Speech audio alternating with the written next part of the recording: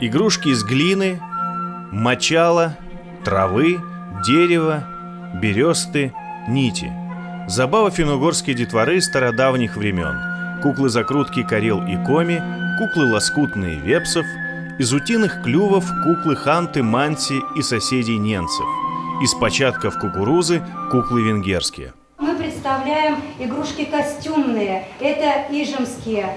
Цыремочка у нас там есть, Печора. И куклы современные, да, но они одеты в национальный костюм. Кукла в традиционной одежде приобщает ребенка к народным традициям.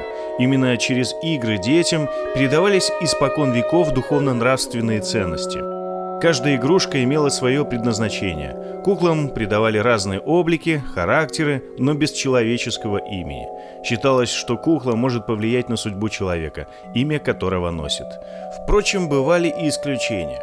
К примеру, кукла Олем из Коми села Ип. Она названа в память о девочке, которая была хороша собой. Все, кто виделся с Олем, восхищались ее красотой и добротой. Увы, девочке не дано было прожить долгую жизнь. Она умерла совсем юной, но светлая память о ней сохранилась в этой игрушке. В этом образе собраны все морально-нравственные ценности, к которым люди стремились всегда. Девочки называли именем Олем любимую куклу, чтобы частичка ее души, доброты и красоты была всегда рядом. Все, что проходило у ребенка перед глазами, все это отображалось в играх с куклой. Вот эта глиняная свистулька в виде утицы применялась для заклички солнца.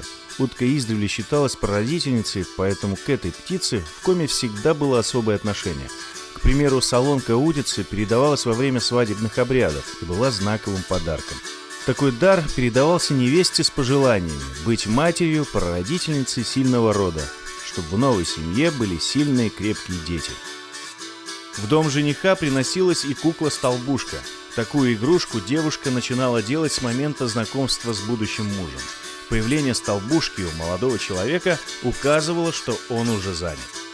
Кукла-столбушка делалась на основании либо плотного какого-то скрученного валика ткани, либо даже вот были, знаете, раньше катушки, нити, вернее, накручены на такие твердые катоны, катушки. Куклы для финно-угорского народа не только потеха. Это оберег от зла, родовая память, талисман семейного благополучия. Вышивки и украшения на кукле имели глубокий смысл и положительно воздействовали на подрастающее поколение. Была у Коми особая кукла, маленькая сестренка Аками, берегиня от всех напастей. Мастерилась она из утиного клюва. Со временем игрушка перекочевала к народу по соседству, ненцам, и получила другое имя – Нухука. Эта кукла стала символом тундры, поэтому она носит одежду из шкур оленя, чтобы не замерзнуть. Все игрушки своеобразны на все случаи жизни, даже от бессонницы и от болезней. Например, эти маленькие куколки использовались в обряде выбрасывания. Куклу делали возле больного, приговаривая заклинания. Скручивали ее, а потом уносили в лес и выбрасывали в специальное место. Считалось, что вместе с ней уходит и болезнь. Через игры прививались детям и трудолюбие, и почитание родителей, и любовь к родине. Играли не только с куклами, но и с предметами для рукоделия, всевозможными инструментами, деталями ткацкого станка. У коми-пермяков, удмуртов, коми все эти игрушки назывались одним словом – чача, а кукла – акань. Игрушки-то, конечно, можно назвать, с одной стороны, одинаковые, потому что в основном это куклы, в основном это те игрушки, которые у всех ребятишек есть. И мячики, у мальчиков стрелы, луки, у девочек куклы колыбельные, колыбельки, лошадки. Все это можно увидеть практически у всех народов, да? Но свои характерные особенности есть у каждого.